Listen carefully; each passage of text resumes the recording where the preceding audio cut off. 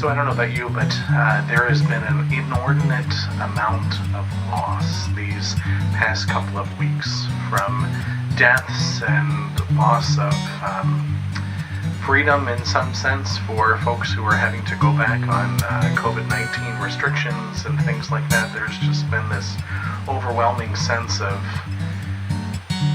containment, confinement again, if you will, and loss is something that's come to my mind. Loss of our ability to do what we would or to do what we want to do in the summer. Loss of our ability for vacations, maybe.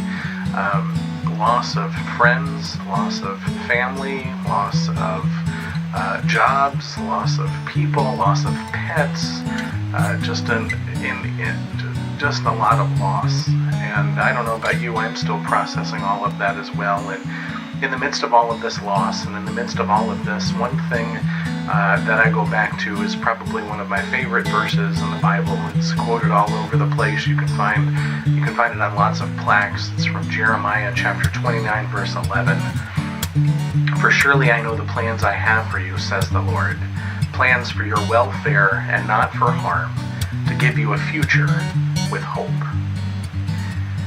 Now, the prophet is talking about God, and God is talking on behalf of folks who are dealing with a strong Babylonian army that's coming up and ready to invade. But at the same time, I think this is one of the verses that gives us a lot of hope. It certainly gave people who would go into exile a lot of hope, and us too. "For I know the plans I have for you, says the Lord, plans for your welfare, not for harm, to give you a future with hope." One of the things that we have to remember is that future. We live in hope, knowing that God is faithful, that God keeps promises, and that God acts just as God promises throughout the Bible. I hope that you can remember that in the midst of all of these times. I know it's hard, I know it's frustrating, I know it's tiring. But again, cast all your cares on God, for God cares for you.